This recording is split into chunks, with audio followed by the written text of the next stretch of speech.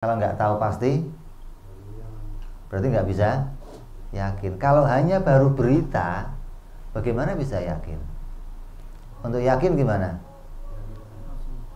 Harus punya bukti. Ya, maka untuk tahu yakin kebenaran Habib Syarif, kita buktikan ke sana.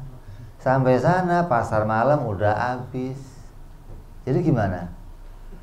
Tapi di daerah tersebut banyak sampah berserakan, ada bekas-bekas orang jualan, ada bekas tanda yang tertinggal itu membawa kita yakin kalau tadi ada pasar malam, walaupun saya nggak lihat gitu. Jadi yang membawa kita bisa yakin adalah dalil atau bukti. Kita tidur nggak ngelihat hujan, bangun tidur genteng basah, tanah basah, mobil basah, rumah basah. Perlu nggak nanya tadi ada hujan ya? Perlu nggak? Nggak perlu. Kenapa? Buktinya sudah nyata gitu loh. Apa? Semua yang basah pasti disebabkan hujan. Kita lihat rumahnya hangus. Kita nggak lihat rumah itu terbakar.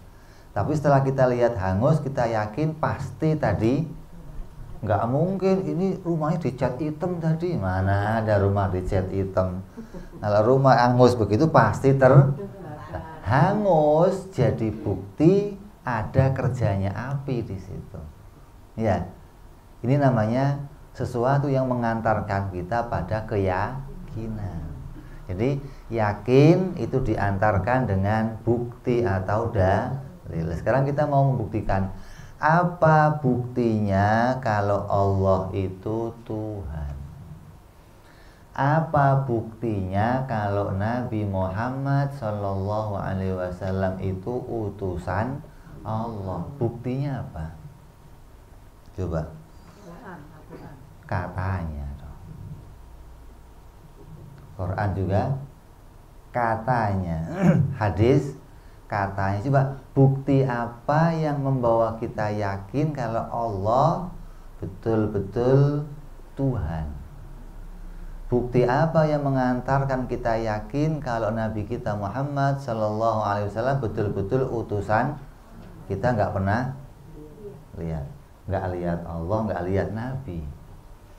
Cara yang bisa mengantarkan kita adalah mengenali sifat-sifat Allah. Ketika kita kenal sifat-sifat Allah, maka sifat-sifat itulah yang menjadi bukti bahwa Dia betul-betul Tuhan. Sifat para nabi itulah yang membawa kita bukti bahwa Dia betul-betul utusannya Allah Subhanahu wa ta'ala. Yang melihat Nabi, yang berjumpa Nabi pada masa hidupnya Nabi, banyak nggak? Banyak. Sahabat jumlahnya ada banyak. Orang kafir juga jumlahnya ada. Semua ngelihat Nabi, tapi yang ngelihat Nabi nggak semuanya iman. Abu Jahal nggak iman, Abu Lahab nggak iman, Abu Sofyan awalnya nggak iman. Loh, padahal ngelihat Nabi kok bisa nggak iman? Kenapa? Karena nggak bisa membuktikan kalau ini utusan Allah gitu. Walaupun dia ngelihat, karena bukti utusan Allah itu bukan berupa stempel fisik yang kelihatan tandanya kayak jenderal, kayak Pak Lurah ada jengkolnya di sini ya. Nah, kalau kamu ketemu sama Pak Anies ada apanya? Jengkol, atau ini gubernur nih. Kamu tahu kalau Nabi nggak ada tandanya. Oh ini Nabi, nggak ada cirinya gitu loh. Hingga untuk tahu dia Nabi, kita harus kenali sifat-sifat Nabi. Sifat Nabi apa? Sidik, tabligh, amanah, terus fatonah. Kita nggak pernah ngelihat Nabi, tapi kita tahu Nabi itu kalau ngomong nggak pernah bohong. Maka dari sifat inilah kita tahu dia pasti utusan Allah. Gitu loh. Dia cerdas, dia tabligh, dia amanah. Dari semua sifat-sifat ini mencerminkan cirinya seorang nabi. Lah, orang Arab pada masa itu ketemu dengan Nabi Muhammad, dia nggak percaya, dianggap ini mah anaknya Abdullah, dia mah bukan nabi.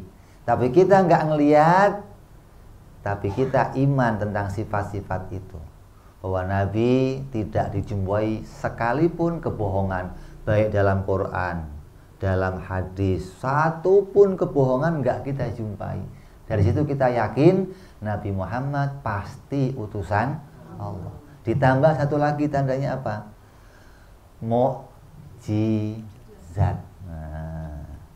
Nabi datang kepada kita membawa mukjizat. Mukjizat itu tanda yang diberikan Allah sebagai ciri kenabian.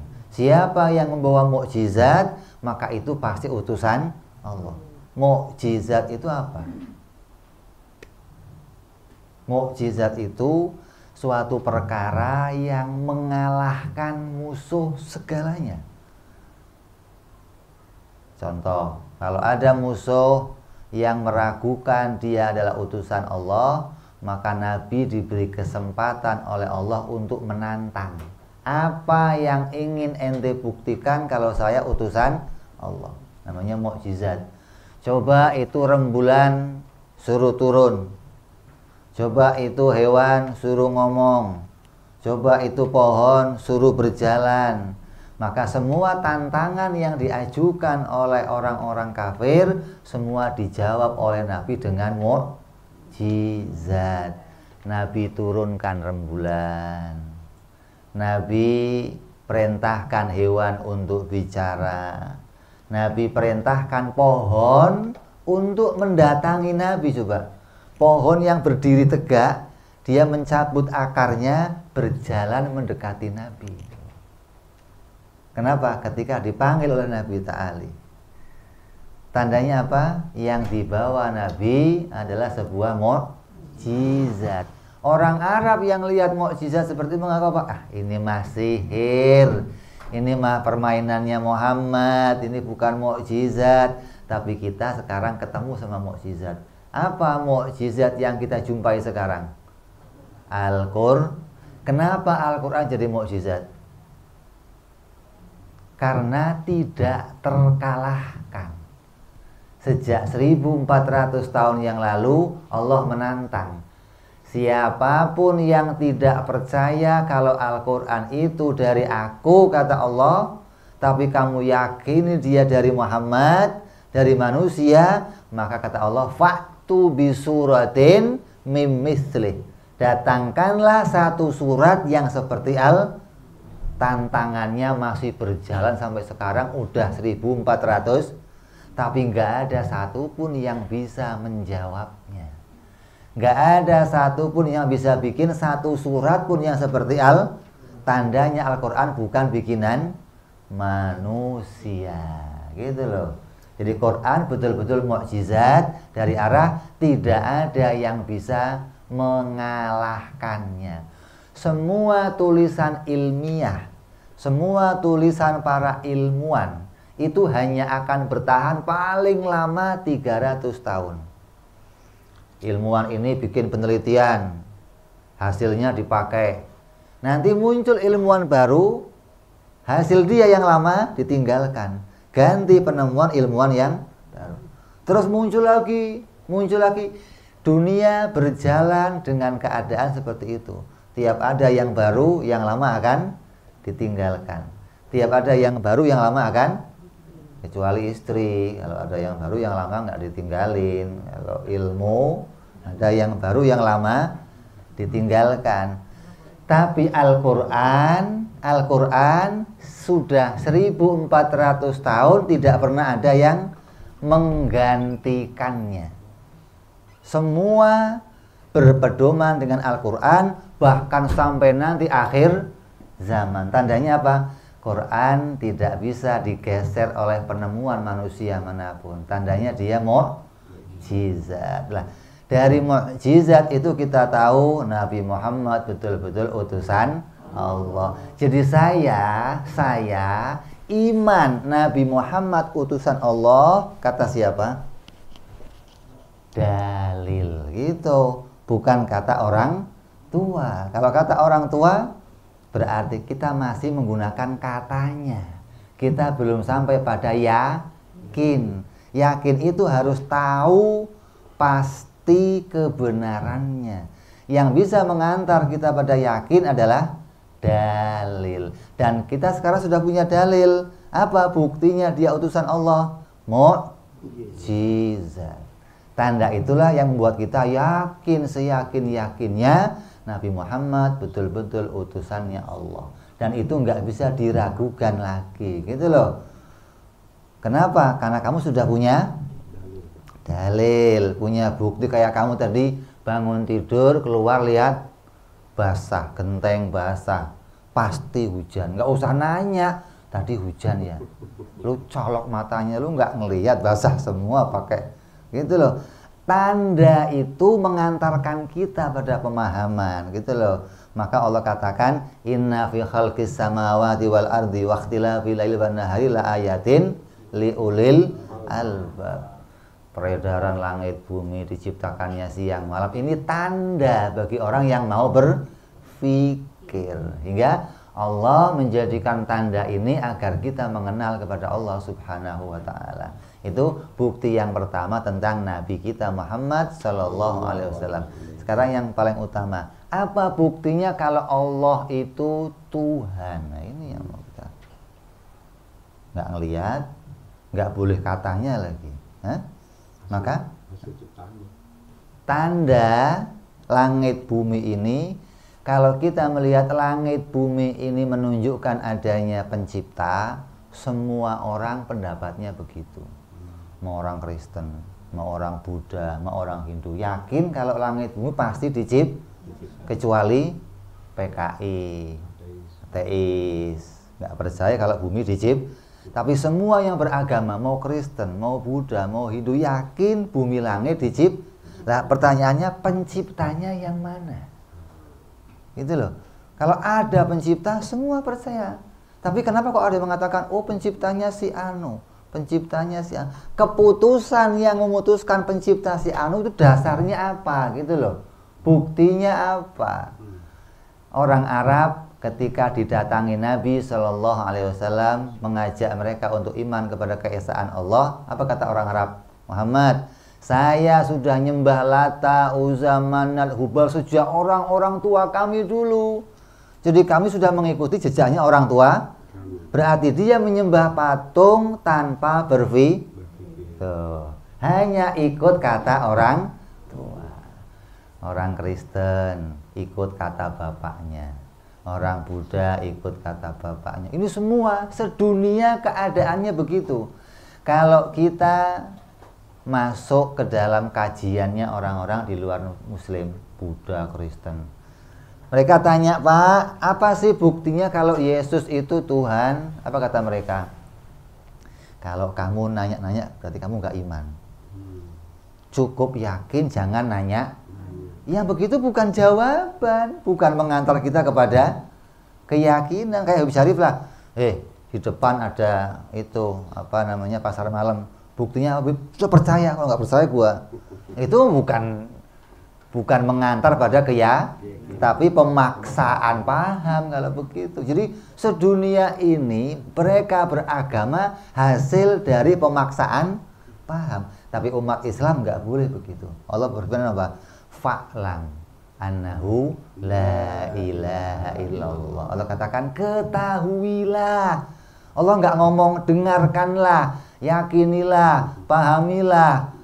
Allah katakan ketahuilah. Tandanya orang Islam nggak boleh bodoh mengenal tentang Allah Subhanahu wa ta'ala. Nah, ulama membuat tuntunan yang membuktikan kalau Allah itu Tuhan apa? Sifat-sifat Allah. Saya tanya, yang membuktikan ini Habib Syarif apa? Tukang marah. Oh, yang bener. Yang buktiin ini Habib Syarif, ya sifat-sifatnya. Kalau ada orang lain ngomong saya Habib Syarif, kamu percaya?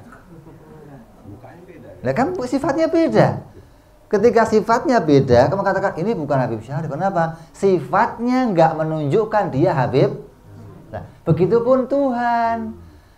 Matahari disembah, patung disembah, api disembah, Yesus disembah, Siwa disembah, Brahma disembah. Semua itu enggak menunjukkan sifat-sifat ketuhanan, gitu loh. Nabi mengantar kita sifat ketuhanan yang bagaimana? Nabi katakan, Qul huwallahu ahad, Allahus samad, lam yalid wa lam yulad wa lam yakun lahu. Itulah sifat Tuhan. Dia enggak diperanakkan, dia enggak butuh anak, dia enggak butuh segalanya, dia esa, dia wajibul wujud, wajibul qidam, wajibul baqa, wajib mukhalafah. Inilah tanda sifat-sifat Maka kita yakin yang punya sifat ini hanya Allah Subhanahu wa ta'ala. Dan andai mudah-mudahan semua kebahagiaan kita akan berjumpa dengan Allah Subhanahu wa ta'ala. Maka ketika jumpa dengan Allah, kamu harus tahu ini Allah. Jangan sampai Allah bukan ya. Nah, kan repot ini. Walaupun sekarang kita nggak pernah jumpa, tapi ketika nanti jumpa, kamu harus tahu ini Allah. Dengan apa? Dengan mengenali sifat-sifat Allah Subhanahu wa ta'ala. Maka yang kita kaji dalam kitab ini sama dengan kajian kitabnya Habib Utsman bin Yahya. Isinya mengajarkan sifat 20, bagaimana kita mengenal kepada Allah Subhanahu wa ta'ala dengan seyakin-yakinnya, sangat jelas. Dan orang yang telah yakin pada dalil ini gak akan mungkin bisa dikafirkan lagi.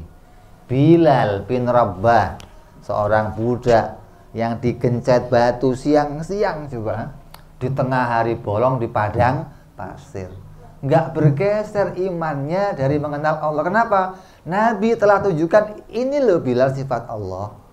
Maka dia nggak akan bisa mengakui lagi, pindah yang lain. Seperti beginilah, ini putih, kamu sudah yakin ini putih. Orang maksa kamu ngomong hitam, bisa?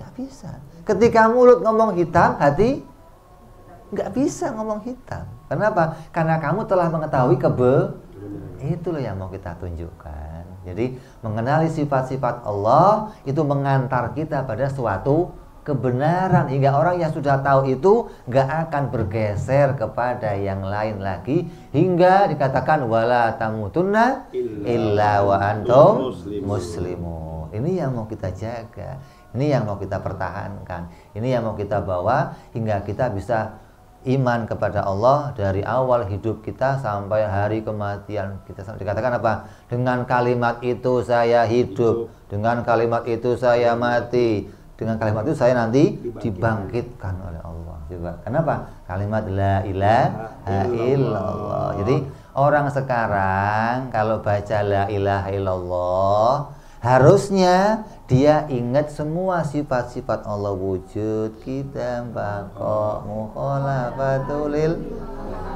Kata Habib Utsman apa? Kalau baca la ilaha illallah, bacanya apa?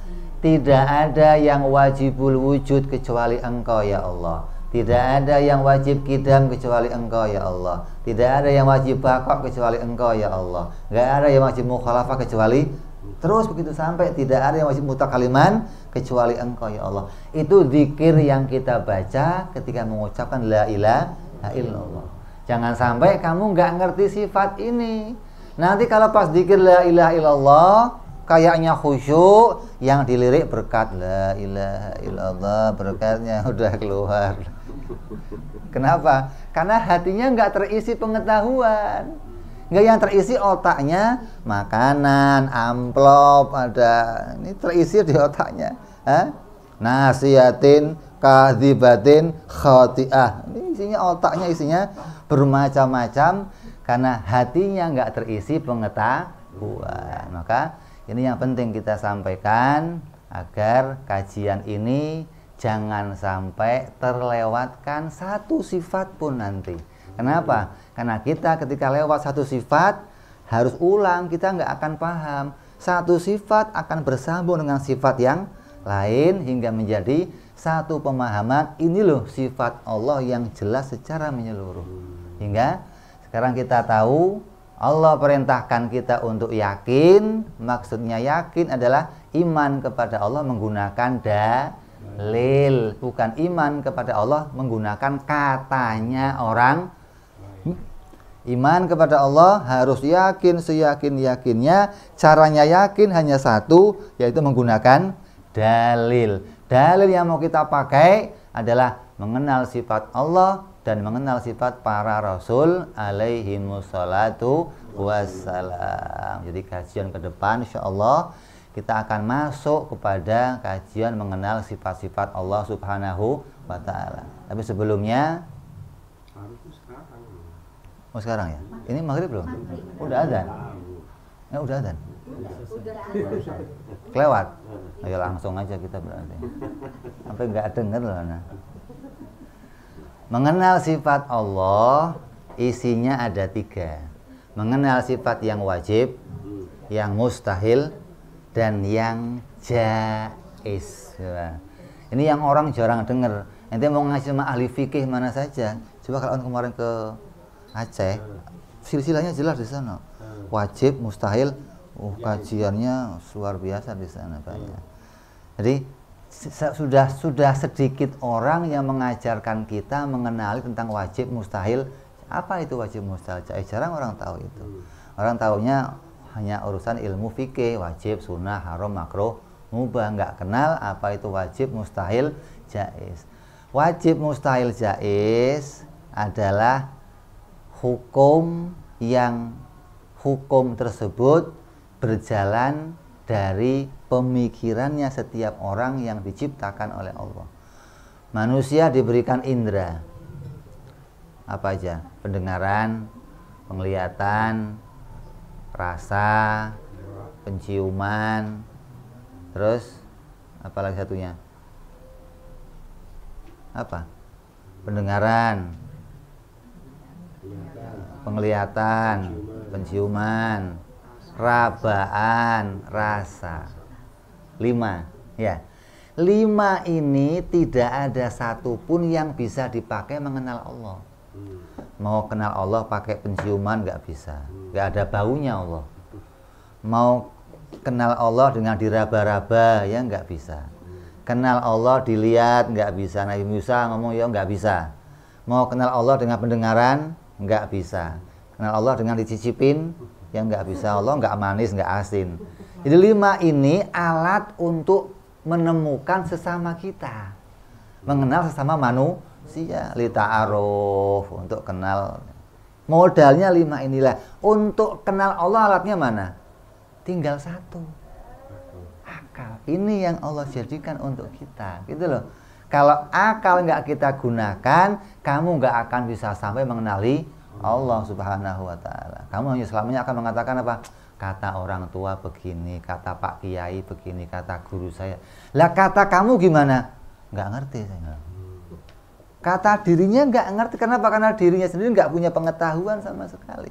Jadi akal itu kerjanya oleh ulama diberikan definisi. Kerjanya akal hanya 3. Menemukan sesuatu itu wajib, sesuatu itu mustahil, sesuatu itu jaiz. Apa itu wajib? Wajib itu sesuatu yang tidak pernah mengalami ketiadaan. Selalu ada terus, perkara yang selalu ada nggak pernah tiada dikatakan oleh ahli tauhid namanya perkara wajib. Beda dengan wajib menurut fikih. Kalau wajib kata fikih apa artinya? Yang dikerjakan dapat pahala, yang ditinggalkan dosa. Itu wajib kata ilmu fikih. Wajib kata ilmu tauhid sesuatu yang tidak pernah akan tiada disebut namanya wajib. Contohnya apa?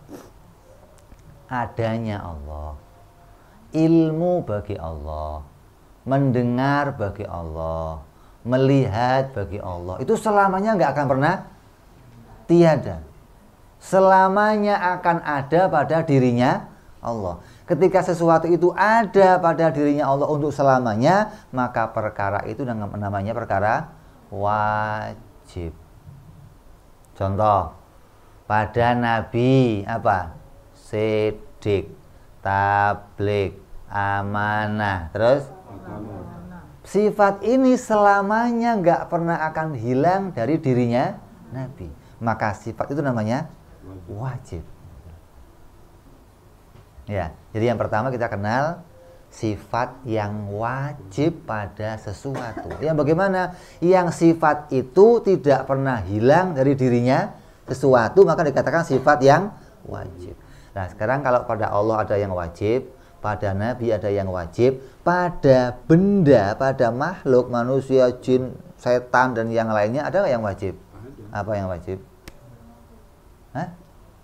Apa? Yang wajib bagi benda, yang wajib bagi benda, ciri benda yang nggak pernah hilang apa? Bertempat. Itu ciri. Setiap yang Allah ciptakan, mau di mana saja dia pasti punya tempat. Sifat yang wajib pada makhluk tidak boleh sama dengan sifat yang wajib bagi Allah. Yang mengatakan Allah punya tempat di atas, Allah duduk di atas, berarti mensifati seperti sifat makhluk. Loh. Dari sini kamu kenal Allah nanti. Kamu akan tahu mana yang sifat Allah, mana yang bukan sifat. Walaupun Qur'annya ngomong innallaha ala arsyistawa. Kata kita, kalau saya suruh iman Allah duduk di atas, walaupun digebukin malaikat saya nggak mau, apalagi preman. Malaikat yang gebukin saya nggak mau iman. Kenapa? Ayat ini dohir lafadznya demikian, tapi maknanya nggak mungkin menunjukkan Allah itu bertempat di langit. Ayat ini menunjukkan Allah berkuasa. Contoh, Belanda menduduki Indonesia, artinya apa? Duduk. Menguasai, begitu loh. Allah menduduki langit, bukan duduk di langit, maknanya menguasai, begitu dong. Jadi jangan dohirnya ayat diartikan mujazimah. Jadinya majazi itu pinjeman gitu loh, kayak tangan Allah yadullah fauqa aidihim, tangan Allah di atas tangannya makhluk. Maknanya apa? Kekuasaan Allah di atas kekuasaan makhluk. Mu'tazilah, Wahabi, Mujazim mengartikan tangan Allah ya tangan, betul-betul tangan, kan repot. Nah itu kan bedanya. Hingga kalau kita mau telusuri jalan pemikiran mereka sebenarnya sama. Yesus, Yahudi, Mu'tazilah, itu jalan pikirannya sama. Apa? Mereka beraliran pemikiran namanya Qadariyah, yang mengatakan kita punya kemampuan melakukan amal sendiri tanpa bantuan Allah Subhanahu wa ta'ala. Umat Islam enggak, ahli sunnah enggak begitu. Ahli sunnah pasti mengatakan insya Allah, mau apa-apa insya Allah, mau makan insya Allah, mau ini insya. Kenapa? Tanpa pertolongan Allah kita enggak akan mampu ngapa-ngapain. Yang pertama sifat apa tadi? Wajib. Yang ada pada Allah ada wajib, yang ada pada Nabi ada wajib, yang ada pada kita juga ada wajib. Yang kedua kamu harus kenal namanya mustahil. Mustahil kebalikan dari kalau wajib tidak pernah tiada, kalau mustahil tidak pernah ada selamanya. Seperti apa? Buta bagi Allah, bodoh bagi Allah, mati bagi Allah, bisu bagi Allah. Hukumnya apa ini? Mustahil, nggak akan pernah ada pada dirinya Allah Subhanahu wa ta'ala. Sifat yang wajib Allah ada berapa? 20.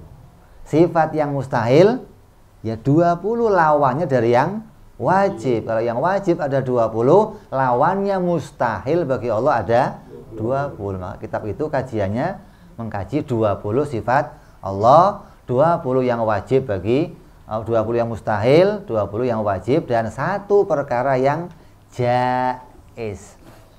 Yang mustahil bagi Nabi ada berapa? Mustahil bagi Nabi ada 4. Oh, iya. Kalau wajibnya ada 4, wajib sidik, tabligh, amanah, fatar. Mustahilnya 4. Mustahil Nabi bodoh, mustahil Nabi itu khianat, mustahil Nabi itu berbohong, mustahil Nabi itu melakukan kesalahan. 4 yang mustahil bagi Nabi. Makanya orang yang mengatakan Nabi Adam berbuat salah, Nabi Anu berbuat salah, hati-hati. Ada sifat maksum bagi Nabi. Mustahil Nabi salah. Jangan sembarangan cerita. Harus jelas di mana salahnya. Yang enggak sampai mencacati derajat kemuliaan Nabi. Begitu mestinya dong. Lah yang mustahil bagi kita juga ada apa? Tidak mungkin ada benda yang tidak bertempat.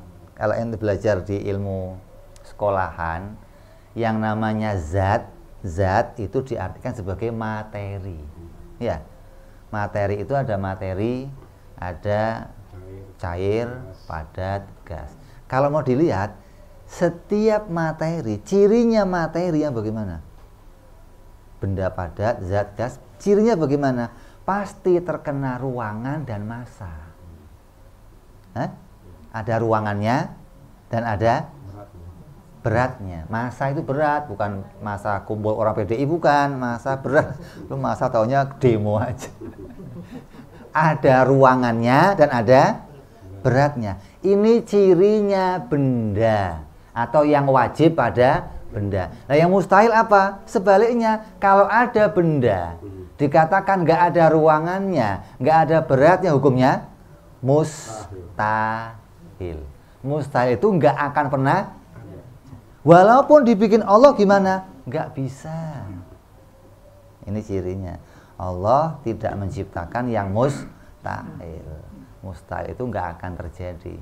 Jadi yang wajib kamu tahu sekarang, wajib bagi Allah, wajib bagi Nabi, wajib bagi kamu. Ini hanya cuplikan. Nanti kita akan ulas secara lengkap. Yang mustahil bagi Nabi ada, mustahil bagi Allah ada, mustahil bagi kita juga ada. Yang terakhir, jaiz. Apa jaiz?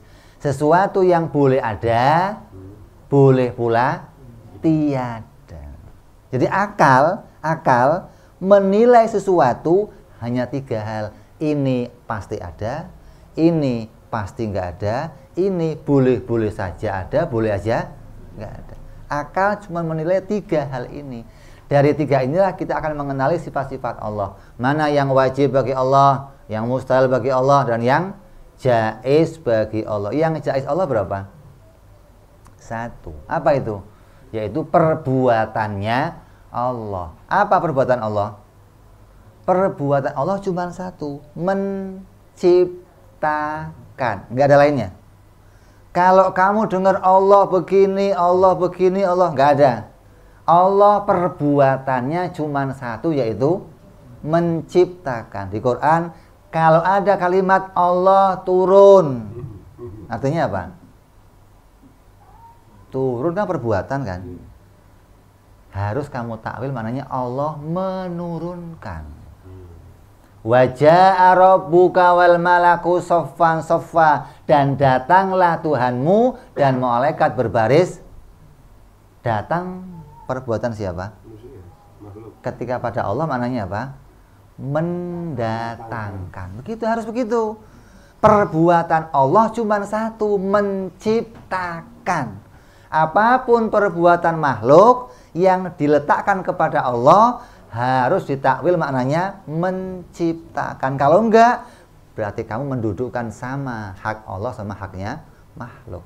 Kita rusak kenalnya kepada Allah Subhanahu wa ta'ala. Ini yang jaiz bagi Allah. Yang jaiz bagi Nabi apa? Punya sifat-sifat manusia. Makan, minum, tidur, minum, kawin. Sifat Nabi. Tapi sakit yang tidak sampai mencacati derajat kemuliaannya. Nabi sakit, tapi nggak mungkin sakitnya kayak Nabi Allah Ayub, belatungan. Kalau mau sholat diambil, turun sholat, selesai masukin lagi. Lu kira tukang ternak kuman Nabi Ayub? Itu nggak terjadi, itu berita bohong, berita hoax, itu beritanya Yahudi.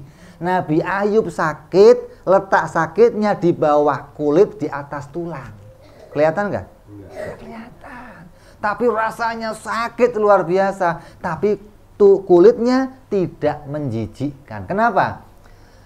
Menjijikkan itu berlawanan dengan sifat dakwahnya Nabi. Dakwahnya Nabi mendekati umat. Menjijikkan dijauhi Nggak mungkin Allah meletakkan sifat itu pada Nabi, nggak mungkin. Jadi Allah mungkin meletakkan sifat sakit, tapi yang tidak sampai mencacati derajat kenabiannya. Gitu. Jadi Nabi boleh sakit, tapi yang nggak sampai hina. Nabi boleh makan, tapi yang nggak rakus di warung kayak ente nangkring segala, enggak. Nabi tidur, tapi yang nggak ngiler gitu loh. Nggak sampai mengurangi derajat kemuliaannya. Itu sifat yang jaiz bagi Nabi. Jaiz bagi Allah, jaiz bagi Nabi, jaiz bagi makhluk. Apa yang bagi makhluk jaiz? Ya banyak, boleh gerak, boleh diam, boleh punya anak, boleh nggak punya anak, boleh lapar, boleh kenyang, boleh.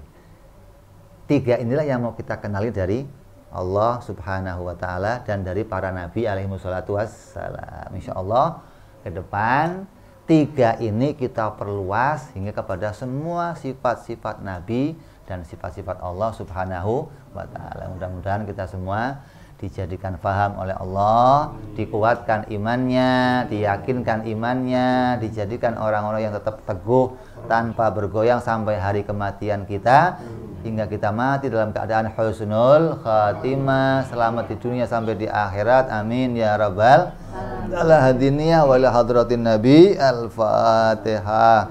A'udzubillahi minasyaitonir rajim. Bismillahirrahmanirrahim. Alhamdulillahirabbil alamin arrahmanir rahim maliki yaumiddin iyyaka na'budu wa iyyaka nasta'in ihdinas siratal mustaqim siratal ladzina an'amta 'alaihim ghairil maghdubi 'alaihim waladdallin amin ya rabbana tarafna bi anana qtarafna wa anana asrafna 'ala ladha ashrafna fatub 'alaina tauba taghsil kulli hauba واستر لنا عوراتي وآمن روعاتي واغفر ربي ومولودنا والآل والإخوان وسائر الحلان وكل ذي محبة أو جيرة أو صحبة والمسلمين أجمع آمين ربي اسمع فضلا